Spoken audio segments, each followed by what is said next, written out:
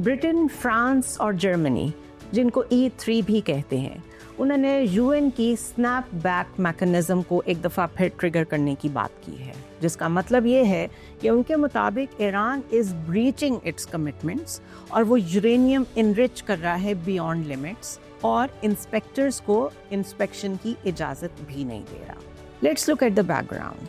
इन 2015 Iran ने एक nuclear deal sign की थी जिसको JCPOA कहते हैं, जिसके मुताबिक वो अपनी एनरिचमेंट लिमिट करेगा और एक्सचेंज में उसके ऊपर सैंक्शंस कम की जाएंगी।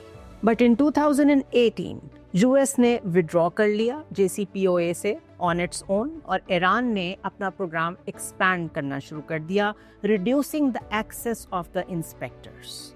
अब ये जो मैकेनिज्म है E3 का, जिसको स्नैप बैक कहा जा रहा है, ये चल पड़ता है तो एक स्वीपिंग यूएन सैंक्शंस की लहर आएगी दोबारा ईरान पे विद इन वीक्स, जो कि ईरान की ऑलरेडी ट्रिपलिंग इकोनॉमी को मजीद इफेक्ट करेगी और आइसोलेट करेगी। ईरान ने इसको रिजेक्ट किया है, यूएन की इस मूव को या इससे मिलती जुलती किसी भी और मूव को इलीगल और अनलॉफुल करार दिया है और वार्न किया है कि अगर ऐसा हुआ तो वो भी नॉन प्रोलिफरेशन ट्रीटी से निकल जाएगा।